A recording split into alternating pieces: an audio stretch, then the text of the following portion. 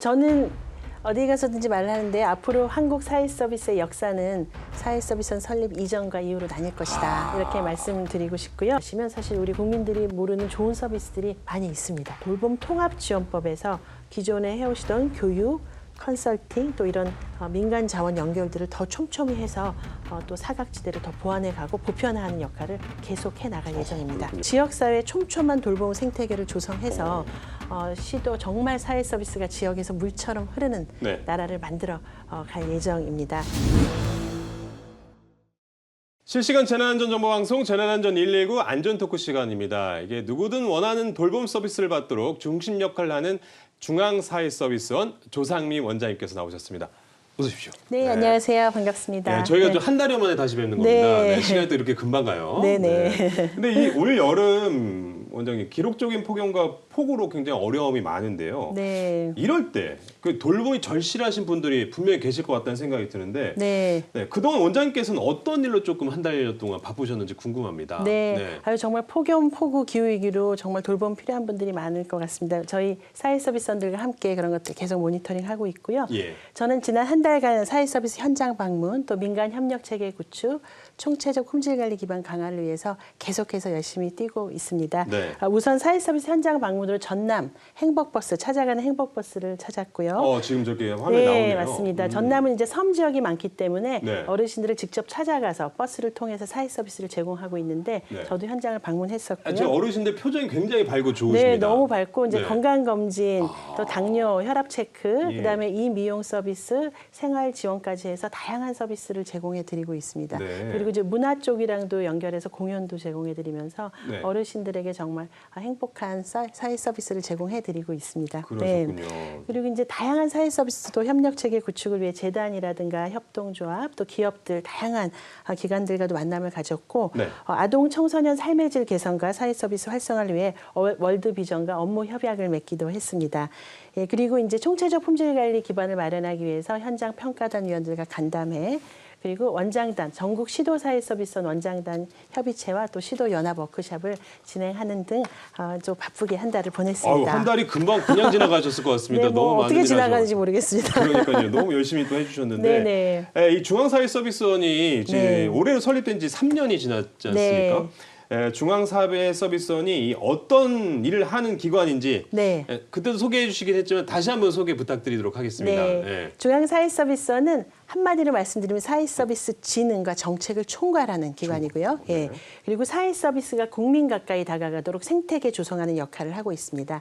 그래서 큰 집, 큰 우산의 역할을 하고 있다, 사회서비스계에 그렇게 말씀드리고 싶고요. 명동성당 맞은편 중구에 있고요. 또 국가인권위원회랑 한 건물에 있습니다. 근데 또 여전히 사회서비스에 대해 생소한 분들이 있으셔서 사회서비스를 좀 소개해드리고 싶은데요. 저희는 대국민 온라인 타운홀 미팅에서 사회서비스를 온 국민의 삶을 힐하는 서비스로 정의하고 있습니다. 힐이라는 게 치료라는 의미도 있지만요. 저희 2022년 대국민 온라인 타운홀 미팅에서는 사회서비스의 개념을 대폭 확대했습니다. H는 헬스, 보건의료, 신체, 정신건강, E는 얼스, 환경, 대기오염, 기후위기, A는 에이지, 전생에 걸친 복지 서비스, L은 리빙, 주거, 돌봄, 문화, 여가를 얘기하고요.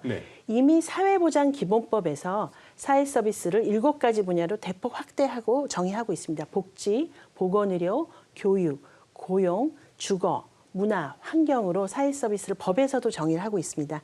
그러면 사회서비스가 온 국민의 삶을 힐하는 서비스라고 정의할 수 있겠죠. 모든 분야가 다 그럼요. 우리가 삶을 살아가는 데 있어서 필요한 모든 분야이고요. 기후위기 이런 재난 이런 것들이 있음으로 해서 이것도 사회 서비스다. 왜냐하면 그런 때 취약계층은 더 취약하고 이제 앞으로 기후위기 온난화되면은 사회 서비스가 더욱더 필요한 시기가 되거든요. 진짜 이제 피부로 느껴지거든요. 맞습니다. 기후위기들이 이런 것들을 또 국민 가까이 또 서비스해 주시는 거잖아요. 중앙사회서비스원은 이제 국민 누구나 필요할 때 누리는 질 높은 사회 서비스를 실현하기 위해서요. 사회 서비스 공급 혁신, 품질 관리, 정책 지원, 지속 가능한 협력 체계 구축이라는 4가지 전략 방향을 제시하고 달려왔습니다. 먼저 이제 사회 서비스 공급 혁신 측면인데요.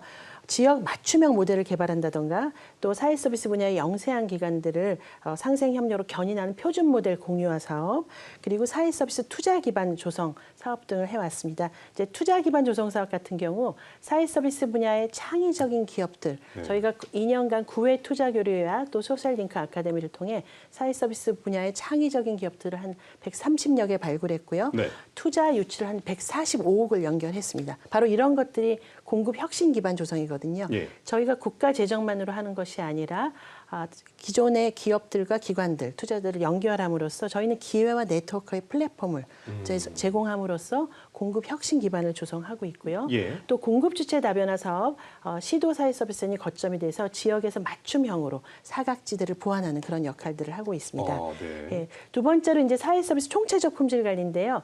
저희 원에서 이제 전국의 사회복지 시설 평가, 품질 평가를 다 하고 있습니다.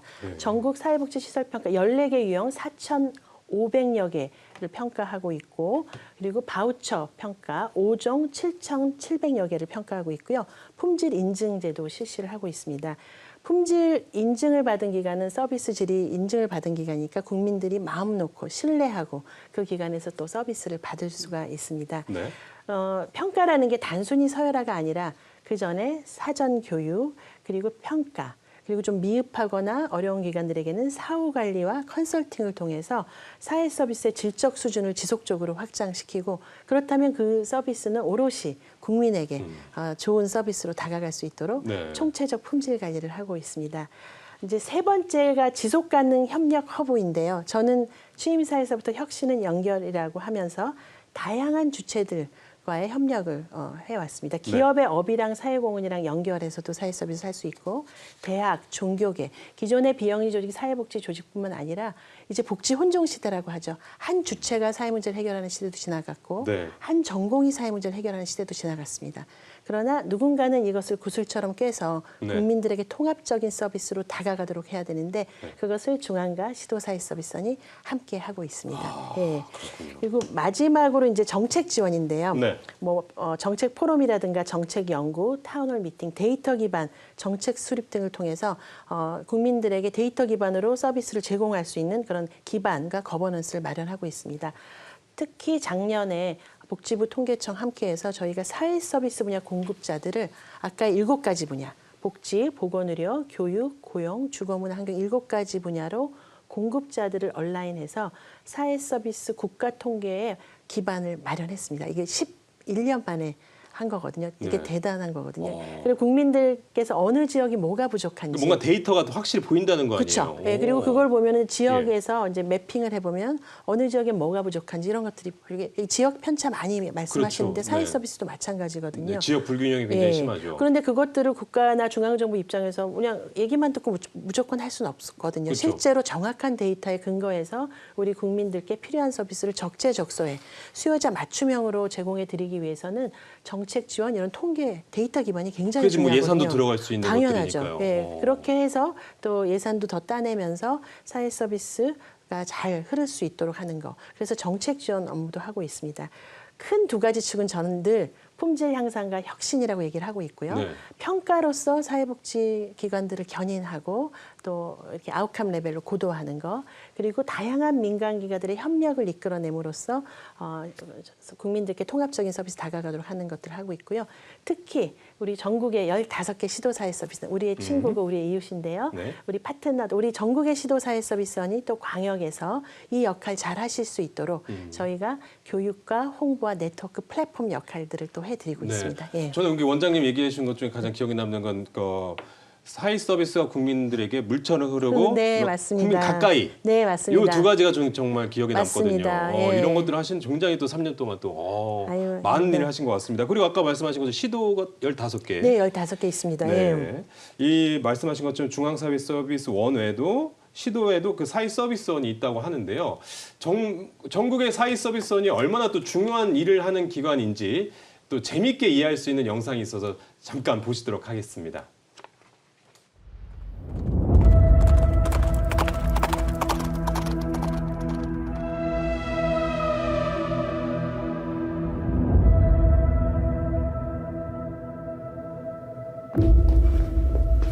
장군, 빠르게 진행되는 고령으로 어르신 돌봄에 곤욕을 치르고 있다고 합니다.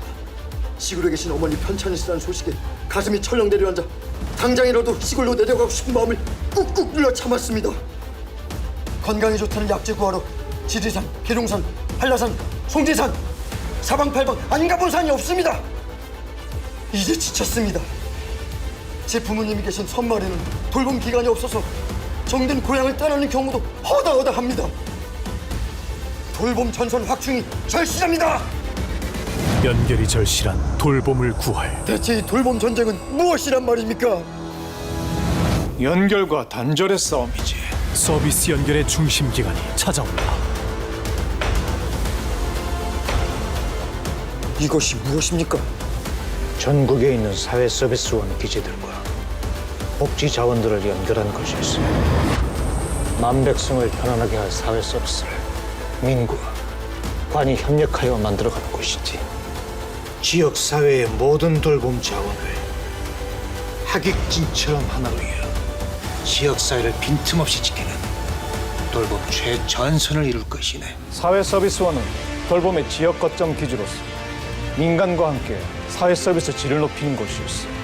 갑작스러운 위기 상황에 밤낮으로 뛰어다니며 돌봄 공백을 메우기도 하지.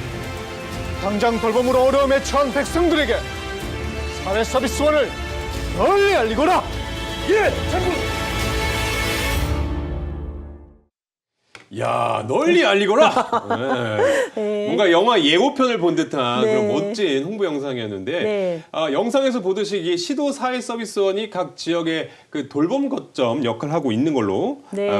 보입니다. 네. 이 중앙 사회 서비스원도 그 시도 사회 서비스원 요거 어떻게 또 연결이 되고 있고 네. 시도 사회 서비스원은 또 어떤 또 역할을 하고 있는지 네. 이게 굉장히 조직이 굉장하네요. 예, 그렇습니다. 저는 어디 가서든지 말하는데 앞으로 한국 사회서비스의 역사는 사회서비스원 설립 이전과 이후로 나뉠 것이다. 이렇게 말씀드리고 싶고요. 예. 시도 사회서비스원은 사회서비스 품질 향상과 공공성 강화를 위해 2019년부터 설립되기 시작해서 현재 보시다시피 전국 15개 시도에 설립되어 있습니다. 네, 지금 보이네요. 네, 네. 그래서 아까 돌봄 대첩에서 나오는 것처럼 연결과 단절의 싸움이지 그랬잖아요. 네. 각 광역시에서 민간 자원을 연결하고 민간 기관들의 교육과 컨설팅 역할, 그리고 정말 어려운 기관들을 수탁받아서 잘 키우고 또 질 높은 서비스를 제공할 수 있도록 그러니까 하는 이게 역할. 경상남도 사회 서비스원부터 시작한 것 같네요. 이런 19년부터 예, 쭉 경기, 이제 서울, 전국. 대구, 경기, 경남이 2019년부터 시작했고요. 그다음에 네. 한 7개 기관, 그다음에 예. 5개 이렇게 됐고요. 충북과 부산이 제일 나중에 생겼습니다. 네. 이제 중앙사회서비스원 저희는 이제 시도사회서비스원의 경영평가와 업무 성과평가죠.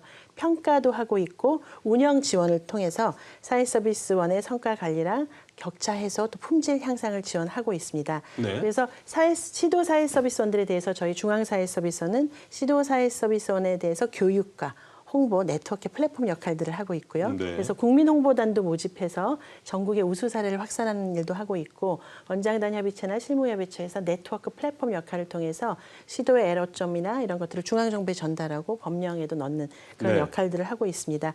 그래서 시도사회서비스원이 지역에서 또한 사회서비스 총체적 품질관리의 역할, 또 민간지원 역할 잘 하실 수 있도록 하고 있고요.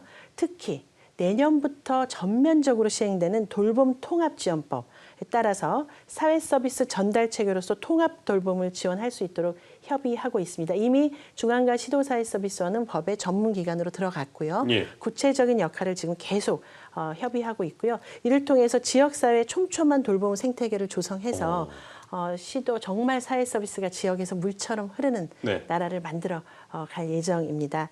또한 이제 사각지대 해소를 또 위해서 우리 시도사회서비스는 열심히 뛰고 있는데요. 각 지역 상황에 맞는 맞춤형 사회서비스를 개발하고 추진하고 있습니다. 그중에서도 강원형 재난복지 대응체계 구축 하나 예로 말씀드리고 싶은데요.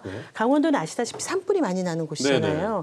그래서 이제 강원도도 우리 시도사회서비스 모두 코로나의 긴급돌봄 다 시행했었고 네. 강원도도 2020년 코로나19 대응 경험을 바탕으로 2022년에는 산불 재난 발생에 따라서 긴급 재난 지원을 실시하고 강원형 재난복지 대응 체계를 구축하였습니다. 주요 내용으로는 예. 재난복지 관점의 사례 사례관리를 적용했습니다. 사례관리는 이제 케이스 매니지먼트라고 해서 네. 사회복지에서 오랫동안 해오던 것들인데요. 사례관리를 통해서 통합적으로 서비스를 제공하고 인력을 매칭하는 이런 일들을 하고 있습니다. 그래서 작년부터 재난 피해 지역을 중심으로 사례관리 시범 사업도 추진하고 있고요. 네. 관련 매뉴얼도 개발해서 재난복지 사례관리를 체계화해 나가고 있습니다. 아, 이게 진짜 중요한 것 같습니다. 네. 매년 이제 기후 위기 맞습니다. 때문에 어떤 일이 일어날지 모르거든요. 맞습니다. 늘 정말 준비를 해야 될 것 같다는 생각이 드는데. 예, 그리고 국민들 입장에서는 사례관리가 왜 필요하냐면 여기 전화하면 여기 전화 이게 아니라 네. 너 사례관리 역할, 거점 역할 하는 거죠. 네. 그러면 그걸 통해서 여기저기 연결하는. 혼선이 없이. 예, 혼선이 네. 없이 통합적으로 연결하는 역할을 하고 있는 거고요. 예. 이 모든 일들이 참 사람이 다 중요하지 않습니까? 맞습니다. 그래서 전문적인 지원을 위해서 강원도에서는 재난복지 전문 인력 양성 과정까지 또 개발을 했습니다. 네. 그리고 재난 대응 전문 인력풀인 재난 회복 지원단을 구성하였고요. 이외에도 이제 지역사회와 사회 유관기관과 협력 체계를 구축해서 재난 대응 네트워크를 활성화하고 이제 관련 기반을 탄탄하게 조성하고 있습니다. 강원의 사례뿐 아니라 사실 전국 사회서비스원에서 이러한 지역에 맞는 맞춤형 통합 모델도 개발하고 매뉴얼도 개발하고 인력 양성도 하는 등 이런 통합 돌봄의 체계를 구축해 나가고 있습니다. 네, 이렇게 원장님 말씀하신 것처럼 촘촘한 돌봄 생태계를 네. 조성하고자 최선의 노력을 다해 주신 것 같습니다. 네. 그런데 그 작년 12월 29일 전남 무안공항에서 너무나도 가슴 아픈 사고가 있었습니다. 네. 관련 뉴스 두 개를 이어보시겠습니다. 활주로를 미끄러지던 여객기 한 대가 담장과 충돌합니다. 이내 큰 불길과 함께 시커먼 연기가 치솟습니다. 사고가 난 건 오늘 오전 9시 3분쯤. 사고 여객기는 랜딩 기어를 내리지 못한 채 동체 착륙을 시도하다 활주로 끝 담장을 들이받았습니다. 사고가 난 여객기는 제주항공 7C2216편으로 현지 시각으로 오늘 새벽 방콕을 출발해 무안공항으로 향했습니다. 여객기에는 승객 175명과 승무원 6명, 모두 181명이 타고 있었습니다. 소방청은 현재까지 확인된 사망자는 177명이라고 밝혔습니다. 남성 82명, 여성 84명, 정확한 신원이 확인되지 않고 있는 사람은 11명입니다. 사망자 가운데 현재까지 신원이 확인된 사람은 57명입니다. 구조된 생존자는 승무원 2명입니다. 승객 175명 가운데 173명은 한국인, 2명은 태국인인 걸로 잠정 확인됐습니다. 소방당국은 나머지 실종자 2명을 수색 중인데 동체가 심하게 훼손돼 확인에 어려움을 겪고 있습니다. 제주항공은 이번 사고 수습을 위해 모든 노력을 다하겠다며 심려를 끼쳐 죄송하다는 입장을 밝혔습니다. 국토교통부는 내년 1월 1일까지 무안공항 활주로를 폐쇄하고 사태를 수습할 방침입니다. 네, 이렇게 해서 사고로 희생된 179명의 또 삼가 고인의 명복을 빌겠습니다. 네, 원장님, 이런 재난이 발생했을 때 보건복지부 또 중앙과 또 시도 사회 서비스원 역할을 네. 또 한다고 하셨는데 네. 구체적으로 어떻게 하는지 좀 말씀해 주실까요? 네, 우선 저도 고인의 명복을 빌고 또 유가족분들께 깊은 위로의 말씀을 전해드립니다. 네. 정말 이런 일이 없으면 좋지만 재난도 발생하고 기후위기 우리가 이제 생길 수밖에 없는 일이 있는데 이러한 상황은 이제 그 생겼을 때 그 이후에 국가나 사회가 어떠한 역할을 하느냐 정말 매우 중요한 얘기고요. 굉장히 이제 중요한 것 단순한 같습니다. 개인의 문제가 아니라 구조적인 사회 문제로 또 연결이 될 수가 있습니다. 그래서 재난 대응 체계가 굉장히 중요한데 네. 저희 시도사회서비스원과 복지부, 중앙사회서비스 함께 저희는 제주항공 여객 사건에 무안공항에 가서 긴급 돌봄 서비스를 제공을 했습니다. 네. 아시다시피 2019년 코로나 유행 상황에서 돌봄이 필요한 어르신들이 많았고 사회적 거리두기를 했는데 그래서 돌봄 공백을 많이 경험했습니다. 예. 시도사회 서비스원들이 그때 이미 이런 긴급 돌봄을 다 지원한 경험을 가지고 있고 지금 긴급 돌봄 서비스의 거점 역할을 하고 있습니다.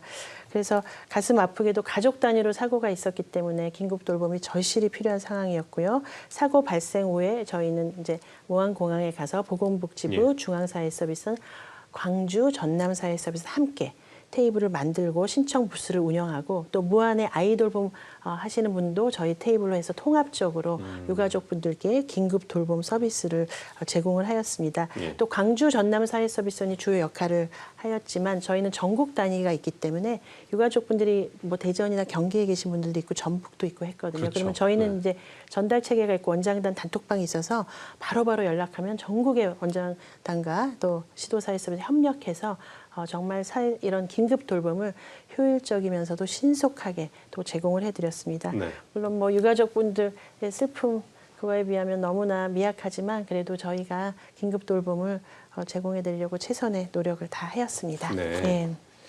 알겠습니다. 네. 그러면 또 보니까 아까 그 강원사회서비스원 네. 그 산불이 그 잦은 지역 특성을 고려해서 네. 그 재난사회복지사 양성을 위한 교육을 실시해 재난 지원의 전문성을 강화하셨다고 네네. 소개해 주셨는데 네네. 이렇게 지역 특성을 고려한 다양한 돌봄 서비스가 시도사회서비스원에서 시행되고 있죠. 네네. 그 중앙사회서비스원이 정기적으로 우수 사례를 발굴하고 있다고 했는데 네. 그 취지와 좀 기억에 남는 사례가 있다면 좀 설명 부탁드리겠습니다. 네. 굉장히 적극적으로 이렇게 아유, 해주시는 당연하죠. 분들이 많으신가 저는 뭐 봐요. 국회를 돌 때나 네. 매년 정책 포럼이나 또 저희 학회와의 연결을 통해서도 우리 시도사회서비스원의 지역에서 우수 사례들을 정말 적극 알리고 있습니다. 네. 일단 국민들이 그걸 아셔야 되고 또 시도의 이런 노력들을 알리는 일을 하고 있고요. 그러니까 현장의 어떤 혁신을 확산하는 역할도 할 수 있고 정책 개선의 실마리도 제공할 수 있거든요. 네. 그래서 이 일을 통해서 사회 서비스가 지속 가능하게 성장하고 품질도 향상해 가고 결국은 그 혜택은 오롯이 국민에게 다가갈 수 있다 이렇게 볼 수 있습니다. 기억에 남는 좋은 사례가 너무 많은데 네. 참 어떡하죠? 좀 얘기해 주세요. 네, 저희, 네. 먼저 좀 사각지대 해소를 위해 추진하고 있는 사례들을 좀 몇 개 말씀드리겠습니다. 네. 대전광역시 사회서비스원에서는 요즘 뭐 치매나 또 인지장애 또 심각하죠. 근데 그 대전광역시 사회서비스원에서는 돌리네와 함께하는 기억 챙김. 돌봄 리빌의 네트워크인데요. 네. 함께하는 기억 챙김을 하고 있습니다. 기억 챙김. 기억 챙김. 네. 그러니까 이게 치매까지 가기 전에 사실은 경도 인지장애 어르신들도 많은데 예. 이걸 지역에서 통합적으로 제공기관이 협력 네트워크를 구성해서 예방이 필요하신 어르신, 60세 이상 기억 챙김이 필요한 어르신들을 대상으로 뇌나 건강 측정 사전 사후 검사, 또 ICT 기반 인지 신체 정서 여가 서비스를 제공하고 있습니다. 네. 이걸 한 후에 뇌 나이가 사전 검사에서는 85.2세였는데요. 평균 2.5세, 82.7세로 젊어졌습니다. 네. 그리고 프로그램에 대한 만족도는 4.7점으로 좋은 평가를 받았습니다. 2023년에는 이게 한계자치구, 대전의 한계자치구에 시작했는데요. 2025년에 5개 전체 자치구로 확대되어 운영 중입니다. 또 올해부터는 대전형 지역사회 통합돌봄의 스마트 돌봄과 연결해서 관련 매뉴얼에도 포함되는 등 공공성을 더욱 강화했습니다. 네. 이에 따라 이제 어르신들의 만족도와 호응도가 매우 높은 그런 사업입니다. 울산 얘기도 또 하나 말씀드리고 싶은데요. 울산광역시 복지가족진흥사회서비스원에서는 퇴원 환자분들이 지역사회 거주를 안정적으로 할 수 있도록 울산형 안심건강 통합 서비스를 제공하고 있습니다. 네. 에이징 인 플레이스라고 하는데요. 물론 아주 아프거나 아주 이런 데는 병원에 가야 되지만 우리 사회서비스원들은 지역에서 예방할 수 있거나 사후 관리를 할 수 있는 부분들을 촘촘히 챙기고 있습니다. 최대한. 네. 네. 울산광역시가 심내혈관 질환 사망률이 17개 시도 중 3번째로 높습니다. 심내혈관 질환 사망률이요? 또한 고령자 낙상 사고 발생 빈도도 높고요. 그래서 이러한 상황, 이러한 수요를 울산 사회서비스원에서 고려해서 퇴원 환자의 재입원을 줄이고 안정적인 지역사회 거주를 위해서 가사간병 지원이라든가 먹거리 또 중요하지 않습니까? 맞춤 먹거리, 병원 동행 지원, 주거 환경 개선, AI 활용을 한 돌봄 등을 지원합니다. 그러니까 네. 퇴원의 재입원을 좀 방지하는 그런 역할이고요. 충북사회서비스원도 그동안 이제 분절적인 서비스로 서비스 이용 불편을 해소하기 위해서 보건의료 복지 플랫폼을 또 운영하고 있습니다. 그래서 이용자 서비스 기관 모두를 만족하는 원스톱 플랫폼을 구현해 나가고 네, 있습니다. 뭐 전국적으로 네트워크가 잘 되어 있다 보니까 네. 그 좋은 우수 사례들이 굉장히 많네요. 네. 알겠습니다. 또 이렇게 또 상간 오지를 다니면서 외출이 어려운 어르신들을 돌봐주는 행복버스가 있습니다. 네. 준비된 영상 잠깐 보시겠습니다. 시골 마을 어귀에 전남 행복버스가 들어섰습니다. 버스 안에서는 간단한 문진과 함께 혈압과 혈당, 눈 검진 등이 이어집니다. 안 보이세요? 네, 안 보이면 안 보인다고 말씀해 주세요. 먼지로 뒤덮이고 고장도 잦았던 어르신 보행 보조기도 제 모습을 찾았고 키오스크 사용법 교육을 받고 나니 주문과 결제에 자신감이 쏟아집니다. 여기서 이렇게 직접 해보니까 이제 좀 자신감이 좀 생겨요. 나도 나가면 할 수 있겠구나. 오늘 같은 날은 조용한 시골 마을이 잔치 분위기로 바뀝니다. 농촌 주민들께서 이렇게 해주시니까 너무나 좋고 또 이 사업이 계속 앞으로 지속적으로 좀 이렇게 했으면 좋겠다는 생각이 듭니다. 사회 서비스가 취약한 시골을 직접 방문해 복지 프로그램을 제공하는 행복버스 운행은 올해로 5년째. 그동안 663개 마을을 돌며 16만여 건의 서비스를 제공했고 대한민국 사회공헌 대상도 수상했습니다. 특히 행복버스뿐만 아니라 재난을 당한 주민을 위한 마음안심버스와 의료인들이 함께하는 건강버스도 동시에 운행되면서 좀 더 전문적인 서비스도 제공하고 있습니다. 주민 만족도 조사에서도 99% 이상 호응을 얻으면서 자원봉사자들의 참여도 늘고 있습니다. 오늘도 행사하면 그 전라남도 도리 국악당에서 오거든요. 같이 협업하면서 자원봉사를 같이 재능 기부 형식으로도 하고 있습니다. 전남도는 앞으로 6,191개에 이르는 자연마을이 모두 혜택을 받을 수 있도록 매주 2-3개 마을에 버스 3총사를 보낼 계획입니다. KBS 뉴스 최정민입니다.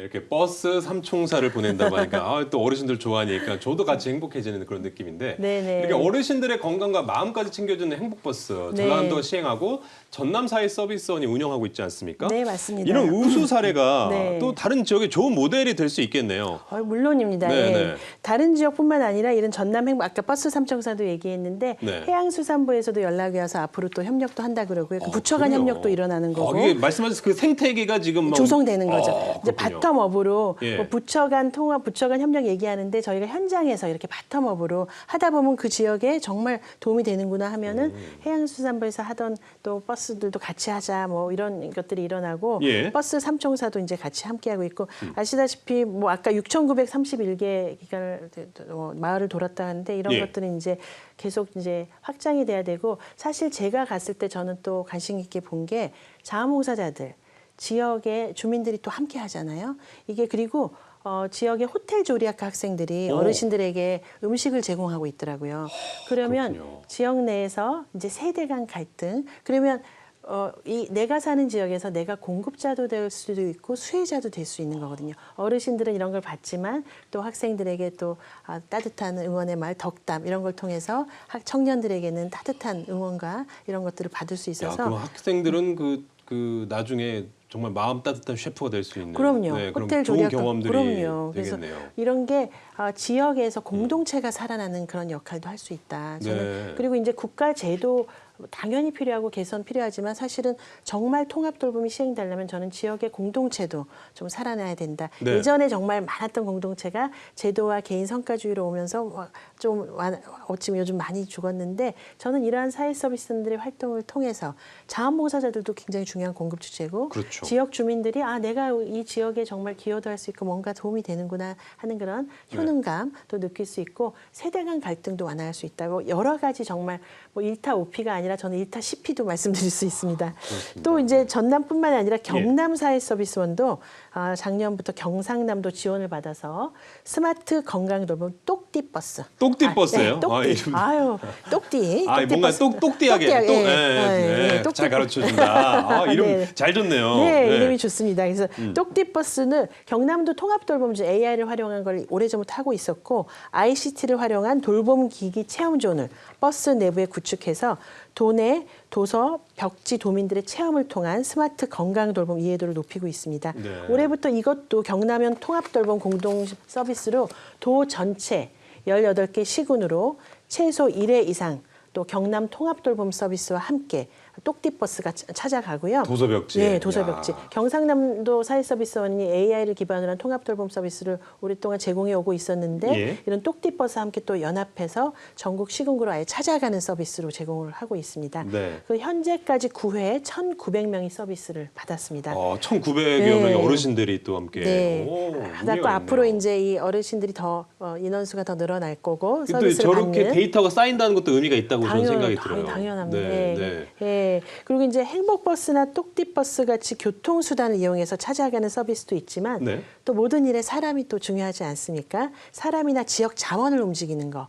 여기도 뭐 지역 자원 움직이지만 네. 전남은 행복버스 외에도 우리 동네 복지기동대를 야, 조직해서 청년분들이신 것 같은데요. 네, 우리 동네 복지기동대 도입해서 사회 취약계층의 생활 불편을 개선하고 위기가구를 지원하고 있습니다. 그러시구나. 위기가구를 발굴하고 복지기동대를 지원하여 또 사각지대를 해소하고 또 지역사회에서 촘촘한 안전망을 강화하고 있습니다. 네. 또 전북사회서비스원도 있는데요. 민간이 협력해서 농촌 지역 이동복지 사업을 나가고 있습니다. 전북이 또 농촌 지역이고 소도 많이 키우고 또 그렇죠. 그런데요. 네. 찾아가는 행복 말리기를 추진하고 있고요. 이름도 너무 예쁘네. 행복말리. 예. 예. 복지 서비스 접근이 어려운 농촌 지역을 찾아가서 의료 서비스, 건강, 문화 서비스를 제공하고 있습니다. 예. 네, 그렇군요. 이게 뭐 이제 앞으로 더욱더 고령화와 1인 가구의 증가로 이제는 돌봄이 어느 특정 계층에만 필요한 것이 아니라 네. 전 생애에 걸쳐 뭔가 말씀하신 것처럼 촘촘한 서비스망이 요구되지 않겠습니까? 네. 원장님께서 생각하시는 그 통합 돌봄 그 개념과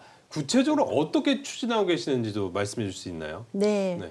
통합 돌봄 말 그대로 통합적으로 돌봄을 제공하는 것이고 받는 것이다. 그래서 제가 늘 말하는 사회 서비스가 지역에서 물처럼 흐르는 예. 나라, 인간의 존엄을 지니고 내가 사는 지역에서 생을 마감할 수 있는 나라, 그걸 추구하는 것이 바로 통합 돌봄입니다. 에이징 인 플레이스죠. 에이징 인 플레이스. 예, 저도 부모님, 아버님과 시부모님 모두 중환자실에서 좀 돌아가셨는데 너무너무 가슴이 아팠습니다. 그래서 네. 내가 사는 지역에서 이 통합 돌봄을 받을 수 있고 그 나이가 들어서도 익숙한 집이나 지역사회에서 가능한 한 오래 안전하고 독립적으로 살아가는 것을 의미합니다. 네. 정말 아파서 요양병원을 들어가는 건 어쩔 수 없지만 사실 이 부분이 아직 많이 비어 있는 거거든요. 네, 지역사회 네. 통합 돌봄. 네.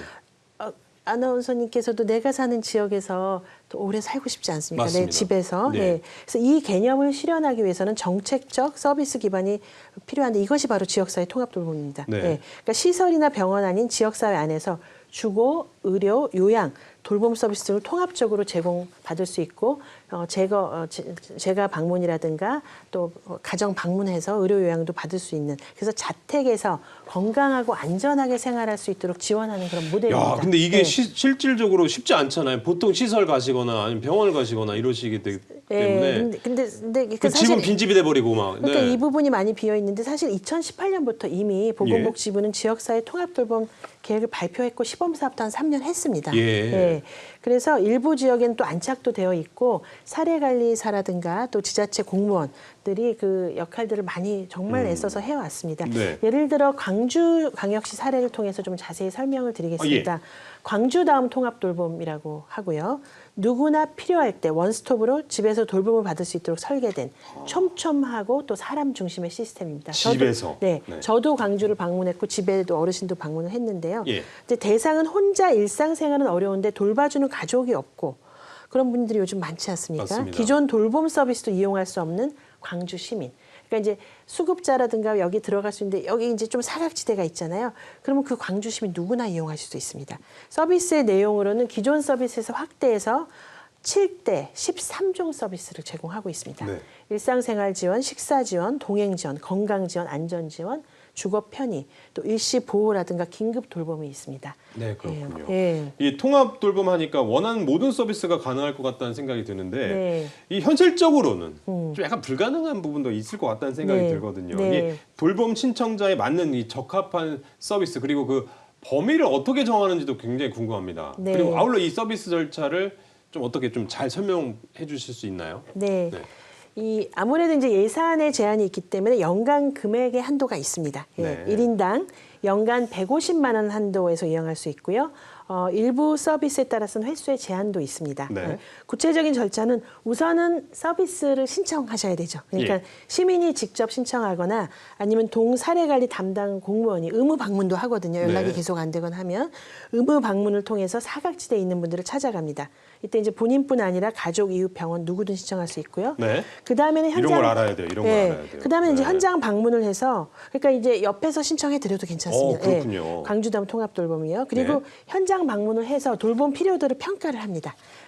기준이 있어요. 어떤 정도의 상황이신지 먼저 봐야 그래서 되니까. 사례관리 공무원이 예. 신청자의 가정을 방문해서 예. 신체적 정신적 상태는 어떠한지, 일상생활 수행 능력은 어떠한지, 고립 네. 정도는 어떠한지, 또 주거 환경은 어떠한지 이런 것들을 평가해서 하고요. 이때 이제 표준화된 평가 도구를 이용해서 공정성을 좀 확보하고 있습니다. 네. 자, 그래서 이제 대상자가 선정이 되면 맞춤형 돌봄 계획을 수립합니다. 평가 결과를 바탕으로요. 이 계획에는 이제 기존의 중앙정부 지자체의 복지 제도가 있고 광주 다음 통합 돌봄, 광주 플러스 돌봄 서비스가 있습니다. 어떤 것이 필요한지, 어떤 기관과 연계할지를 구체적으로 명시되어 있습니다. 예를 들어서 이제 고립되어 있는 고령자에게는 식사 지원, AI 안부 전화, 방문 간호 서비스를 좀 제공해 드리고 네. 일상생활이 어려운 중증 장애인이다. 그러면 일시 제가 방문 목욕, 안전 생활 환경 정비 등을 연결을 합니다. 그래서 서비스 범위를 결정하는데요. 크게는 두 축으로 볼 수 있습니다. 네. 그러니까 기존의 제도권 돌봄으로 중앙정부나 지자체가 기존에 운영 중인 서비스, 노인 장기 요양보험, 노인 맞돌 그런 것들이 있습니다. 그런 것들이 있고 그 외에 광주 다음 통합 돌봄, 광주 플러스 돌봄 서비스로 그 기존 제도권에서 부족하거나 누락된 틈새를 메우는 광주시의 고유 서비스를 제공합니다. 네. 그러니까 크게 두 축이죠. 그래서 그 고유 서비스는 방문 맞춤 운동이라든가 방역 방충이라든가 너무너무 집안이 더러운 곳도 있거든요. 그리고 네. 케어 안심주택 등 13개 항목을 지원하고 있고요. 이제 서비스를 제공하기 전에 중위소득 90% 이하 여부를 조사해서 비용 지원 여부도 결정을 합니다. 네. 그래서 최대 연간 150만 원 한도 내에서 지원을 하고요. 그다음에 결정이 되면 서비스 의뢰를 하고 제공을 하고 해당 제공기관에 의뢰도 하고 전문 인력이 현장에 투입되어 돌봄을 제공합니다. 네.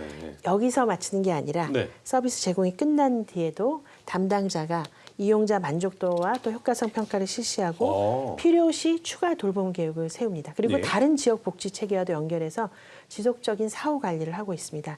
그래서 신청에서부터 사후 관리까지 계속해서 선순환하는 네. 그런 이제 그런 체계를 갖추고 있고요. 시민의 만족도를 전화나 방문을 통해 확인하고 구 단위로 매월 실적을 분석하고 제공기관에 대한 모니터링과 교육도 정기적으로 시행해서 서비스 품질을 지속적으로 관리하고 있습니다. 그렇군요. 이럴 때 광주사회 서비스는 얼마나 일이 많겠습니까? 그러네요. 광주사회 서비스는 예. 이런 이용자나 제공기관에 대해서 교육과 컨설팅 역할, 또 자원 연계 역할을 또 충실히 수행하고 네, 있습니다. 일도 많은데 그 네. 인적 자원도 좀 굉장히 부족할 것 같다는 생각 들고 네. 예산이 좀 많이 좀 필요할 것 같다는 생각도 좀 근데 듭니다. 국가 예산, 중앙정부 예산도 있고 이제 지자체도 예산이 있고 또 아까도 말씀드렸지만 모든 걸 국가 재정으로만 할 수는 없기 때문에 네.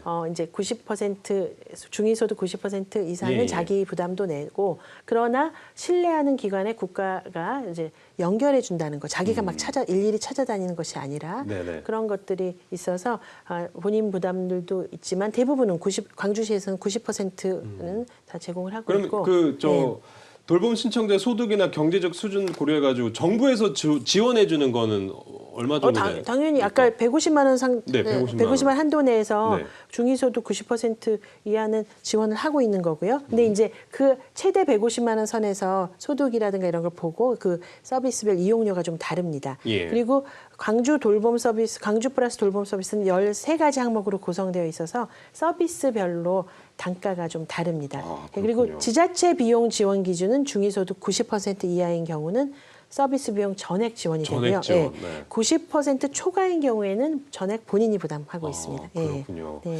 예, 그래도 이렇게 통합 돌봄 이렇게 이야기를 하니까 좀 마음이 저도 모르게 좀 편안해지는 그런 느낌이 심적 안정감이 좀 있네요. 네, 맞습니다. 국가에서 여러모로 노력하고 있습니다. 네. 앞으로 이게 어쨌든 사회적 문제가 더 심해질 수 있으니까 예산을 좀 많이 좀 받아서 하셨으면 하는 그런 바람입니다. 네. 이게 기존의 서비스에서 틈새를 메워 촘촘하게 지원하는 부분이 굉장히 인상적인데 그 외에도 통합 돌봄 추진하는 곳들이 또 있습니까? 물론입니다. 그래요? 네, 물론이고요. 제주에서도 제주같이 돌봄을 추진하고 있습니다. 네. 제주도민 누구나 일상생활에서 긴급 상황까지 돌봄 필요할 때 걱정 없이 이용할 수 있는 돌봄 서비스를 맞춤형으로 제공하고 있고요. 네. 5대 구종 서비스를 제공하고 있습니다. 생활 돌봄, 예를 들면 일시 재가라든가 방문 목욕, 식사 지원, 운동 지도까지 생활 돌봄이 있고요. 주거 편의는 방역 소독이라든가 간편 집수리, 대청소 안전 편의시설 설치까지 예. 지원을 합니다. 제주는 중위소득 100% 이하까지 지원해서 더 많은 사람들을 서비스 대상에 그렇군요. 포괄하고 있습니다. 예. 충남 사회서비스원에서도 돌봄이 필요한 아동이라면 누구나 어디서든 언제든 돌봄 기관을 이용하여 안전하게 자랄 수 있도록 아동 돌봄 통합 플랫폼 아이충남 구축. 아이충남. 네, 아이충남을 구축하고 운영하고 있습니다. 아동으로 여기 좀 특화를 시켰네요. 네, 그렇습니다. 예. 지역의 이제 돌봄 시설과 초등학교를 연계해서 돌봄 사각지대에 있는 아동을 위한 아침 돌봄 사업, 네. 또 천안, 공주, 아산, 논산, 태안 지역에서 이걸 수행하고 있고요. 365/24 돌봄 거점 기간을 지원해서 네. 24시간 돌봄의 공백을 채우는 사업을 지원하고 있습니다. 네. 그래서 충남 온종일 아동 돌봄 통합 지원단이 있는데요. 이게 시스템적 연계 구조와 현장 밀착형 서비스 강화에 집중해서 충남 지역의 아동복지 인프라를 또 한 곳에 모아서 견인하고 있고 그래서 통합적으로 아동들에게 서비스를 좀 제공하고 있습니다. 네. 대구 행복지능사회서비스원과 인천사회서비스원도 장애인분들에게 맞춤형 통합 지원을 하고 있습니다. 네. 실질적으로 전국 시도사회서비스는 모두 다 하고 있다고 보시면 되고요. 예, 기본적으로. 자립주택 운영, 통합지원기관 운영, 지역사회 자원을 연계해서 지역사회 안정적인 정착을 적극적으로 지원하고 있습니다. 그러면 뭔가 궁금하신 분들은 그 지역에 사시는 그 사회서비스원을 검색해 보면 다 나오겠네요. 지역의 사회서비스원을 전화해 보시거나 검색해 보시면 내가 필요한 서비스가 뭐가 있는지 알 수 있고 또 지역의 지자체 주민센터, 주민센터에도 가시면 사실 우리 국민들이 모르는 좋은 서비스들이 많이 있습니다. 네, 그렇군요. 알겠습니다. 이렇게 지역의 모든 자원을 효율적으로 활용할 수 있는 돌봄 서비스의 뭔가 그 질적 향상을 위해 중앙사회서비스원에서 진행 중이거나 뭔가 앞으로 더욱더 추진할 사업이 있으신가요? 물론입니다. 우선 시도사회서비스가 함께하는 것만 중점으로 말씀드리면 공급주체 다변화 사업이 있습니다. 네. 이게 바로 아까 이제 통합돌봄지원법 내려가고 중앙정부 뭐 지자체 하는 거 있지만 그래도 사각지대가 있지 않습니까? 그럼 우리 지금 현재 10개 시도사회서비스원이 거점이 돼서 72개 컨소시엄으로 들어와 있고요. 각각의 지역에 맞는 사회 서비스를 기획해서 사각지대를 보완하는 역할들을 촘촘하게 아직도 촘촘하게 하고 있습니다. 그물망이 아주 대단하네요. 여기 보시면 인천, 대전, 울산에서는 네네. 중장년, 치매 노인, 퇴원 환자 등을 대상으로 복지와 보건의료 서비스를 결합하고 있고요. 세종이 아시다시피 우리나라에서 출산율 제일 높은 곳입니다. 네, 세종에서 또 배울 점이 많은 있는데요. 그에 맞게 유초등 사이사이 돌봄 체계, 세종형 맞춤 돌봄 체계를 구축해 나가고 아동 방과후 돌봄. 여기가 유일하게 출산율이 2점대가 넘는 곳이거든요. 살기 좋다는 것이고 그리고 이제 세종에 이제 아무래도 중앙 정부 기관들이 또 많이 오면서 출산율이 또 높아지고 있습니다. 광주, 경기, 경남에서는 청년, 자립준비 청년 등 청년층을 대상으로 일상생활 및 정신건강 관리 네트워크 구축을 위한 사업을 진행하고 있고요. 서울, 충남, 전남에서도 다양한 지역 주민들을 대상으로 통합 돌봄 서비스를 제공하고 있습니다.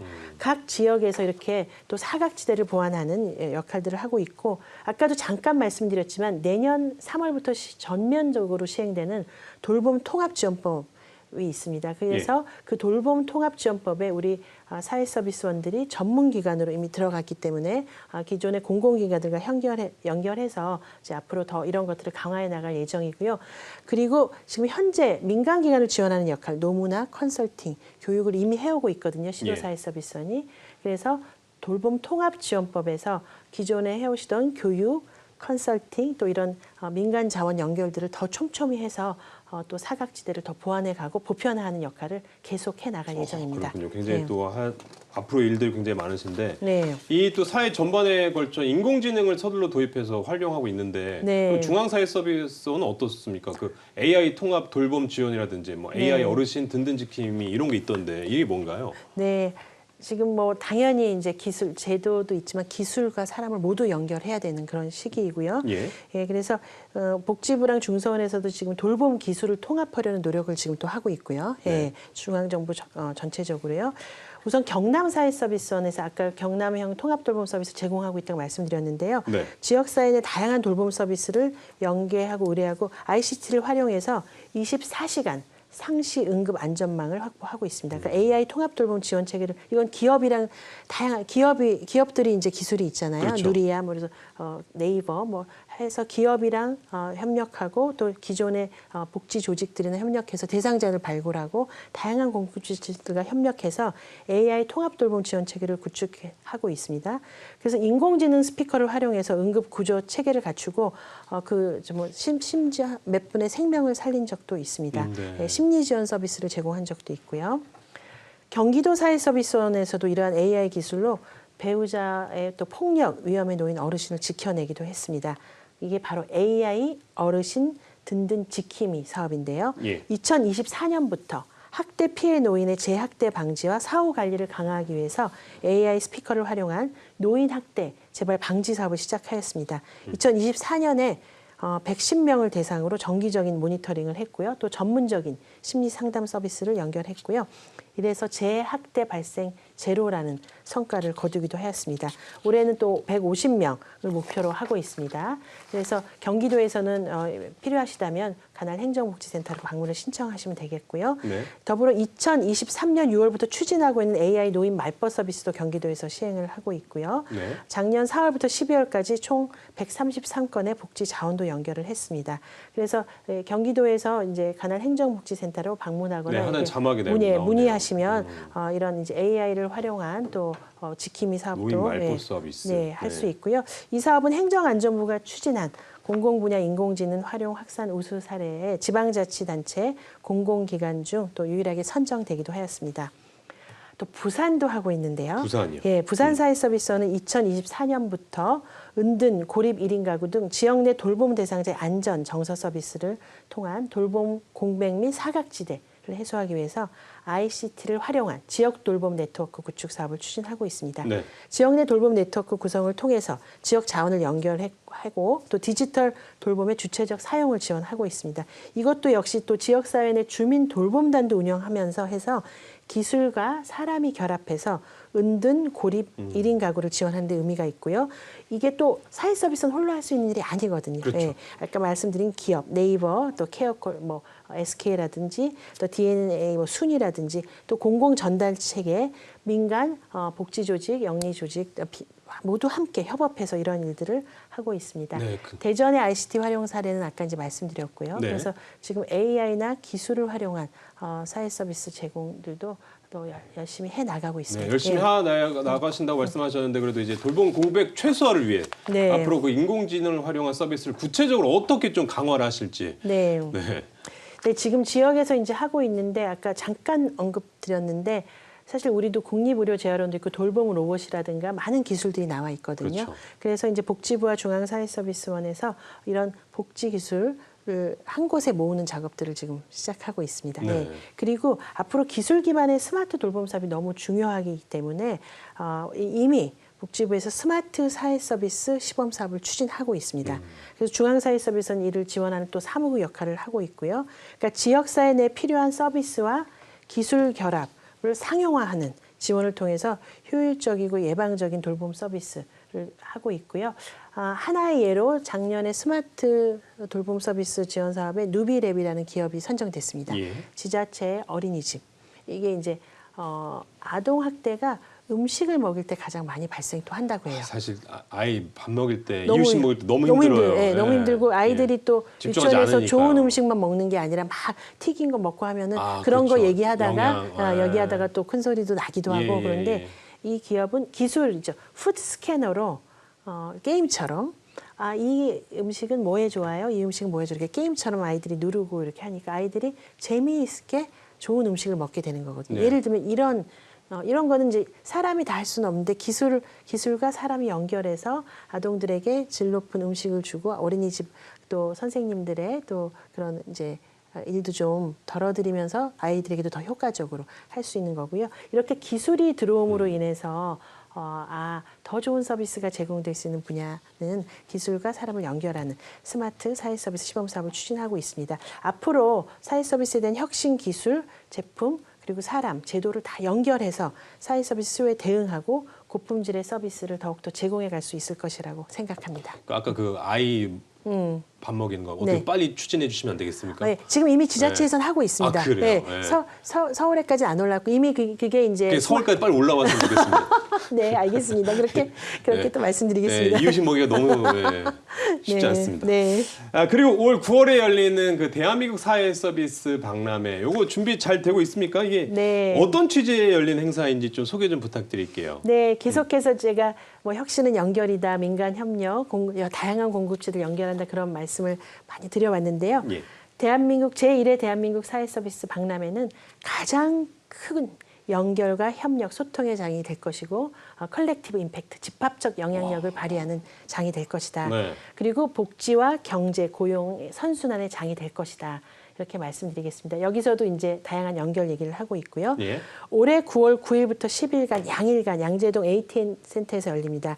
전국의 중앙과 전국의 사회서비스원은 물론이고 중앙부처 그리고 기존의 직능단체들 그리고 기술 기반 사회서비스 기업들이 모두 한 자리에 모이는 가장 큰 연결과 협력의 장이 될 것입니다. 이미 지금 100여 개 기관이 이제 참여 의사를 밝혔고요. 예. 그리고 각 분야의 사회 서비스도 체험하고 그리고 인식도 확산하고 또 국민 여러분들께서도 오셔서 이용자, 공급자 간 정보도 교류하고 이런 기술도 있었구나 이런 네. 것도 알게 되고 그리고 이제 정책 포럼이나 이런 걸 통해서 이런 돌봄 분야 사회 서비스에 대해서 정책적인 얘기도 하고 일자리 발굴 이런 것도 합니다. 그래서 이게 가장 큰 연결, 협력, 소통의 장이고 복지, 경제, 고용 선순환의 장이다. 그래서 앞으로 이런 것들을 지속해 나가면서 협력이 일어날 수 있는 기반을 계속 조성해 나가고자 합니다. 그리고 국민분들도 이제 내가 어떤 또 혜택을 사회 서비스 네. 받을 수 있을지 네네. 궁금하시면 또 가서 볼 수 있는 기회가 될 수 있는 거잖아요. 무조건 들리셔서 네. 양재동 AT&T 센터 오시니까 한번 와서 보시고 테이블 돌아보시면 이런 것도 있었나 이런 것도 있었나 많이 알 거고요. 네. 기술 기반 기업들은 이제 복지, 보건의료, 교육, 고용, 주거문화, 환경 이 다양한 기업들이 또 들어오거든요. 예. 그리고 시도사회 서비스원들도 오시고 해서 국민 여러분들께서 여기 참여하신다면 지역사회에서 내가 받을 수 있는 서비스를 유익하게 또 알아보고 받으실 수 있을 것이라 생각됩니다. 많이들 네. 와주시면 좋겠습니다. 네. 자, 이제 마지막으로 이제 30초 안전 챌린지 순서입니다. 시도 사회 서비스원의 긴급 돌봄이나 그 일상 돌봄을 신청하고 싶다면 어떻게 하면 되는지 서비스 절차를 우리 원장님께서 30초 안에 딱 핵심 정보만 알려주시면 되겠습니다. 자, 준비되셨으면 말씀해 주세요. 네, 19세 이상 국민 중 갑작스러운 돌봄이 필요할 때 긴급 돌봄 서비스 1522 0365-365일 1522-0365로 전화 주시면요. 지역의 사회서비스원과 연결됩니다. 또 돌봄이 필요한 중장년, 1인 중장년과 가족 돌봄 청년은 일상 돌봄 서비스를 전면 이용하실 수 있고요. 내가 사는 주민센터에 찾아가시면 일상 돌봄 서비스 전국적으로 확대해 놓았습니다. 여러분, 국민 여러분, 일상 돌봄 서비스, 긴급 돌봄 서비스 많이 이용해 주시고요. 이것이 바로 사회 서비스를 보편화하고 규모화하고 사회 서비스가 국민 가까이 다가가는 첫 걸음입니다. 많이 이용해 주십시오. 네, 감사합니다. 이렇게 네. 긴급 돌봄 서비스 신청 1522-0365 잊지 마시기 바라겠습니다. 네. 자, 그럼 여기까지 듣도록 하겠습니다. 지금까지 조상미 중앙사회서비스 원장이었습니다. 오늘 말씀 감사합니다. 네, 감사합니다.